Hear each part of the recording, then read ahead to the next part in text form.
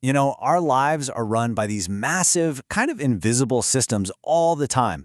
But today, we're going to dive into one of the biggest, an entire industry that's built on one very simple fact. We just have way too much stuff. I mean, seriously, think about it for a second. The clothes jammed in the back of your closet, all those boxes in the garage, that old piece of furniture you replaced but just couldn't bring yourself to toss out. It feels like we're drowning in surplus. So where does it all go? It can't just vanish into thin air, right?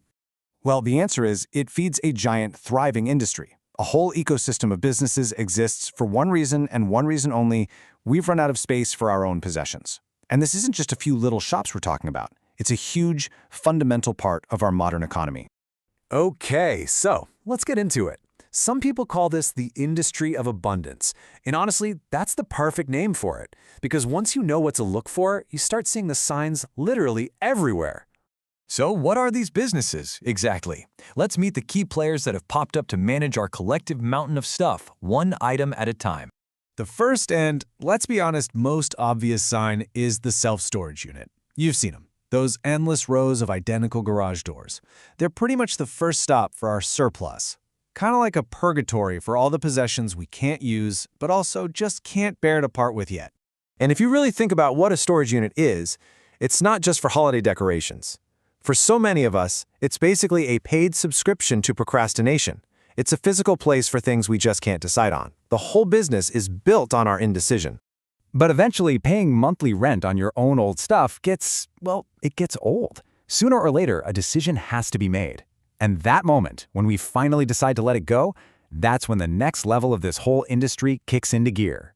And here, you've got two classic examples: pawn shops and consignment stores. One gives you cash on the spot, the other gives you a percentage when your stuff finally sells.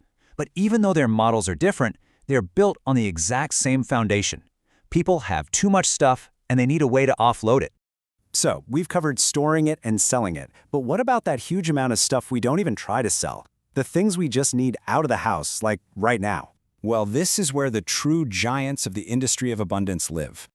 I'm talking about the thrift store. As one person put it, their city has so many of them, and every one of them is jam-packed full of discarded items. These aren't just quaint little shops. They are massive warehouses for everything we no longer want, need, or really care about. So here's the bottom line. We have these four really clear signs of an abundant society: storage units for when we can't decide, pawn and consignment shops for when we want a little cash back, and thrift stores for the final, no questions asked offload. Together, they create a whole ecosystem just for our surplus. But, just talking about business models and economics, that only tells part of the story. To really get your head around the sheer scale of this abundance, you kind of have to step outside your own bubble. You need to see our discards through a completely different set of eyes. And there's this one story that illustrates this perfectly. It all takes place in a pretty average local thrift store, where someone was just watching the scene unfold. In that store, there was a group of farm workers visiting from Mexico. They were in town temporarily to help with the local harvest, sending most of their money back home to their families. And their reaction to this temple of our discarded goods was just stunning. The person watching them noticed they were just in a state of awe. It was as if they just couldn't believe all the perfectly useful things we discard. To them, these weren't cast-offs. No, these were treasures, things with years and years of life still left in them. You could see their reaction build step by step. First, it was just sheer disbelief. Then came these little moments of pure joy. One worker found a portable radio and literally ran to show his friends. He was so excited.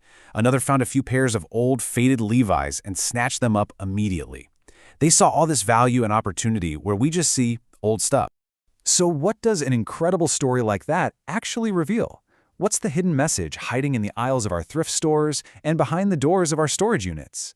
Well, I think it's this. These businesses, this entire industry, it is so much more than just a place to buy and sell used things.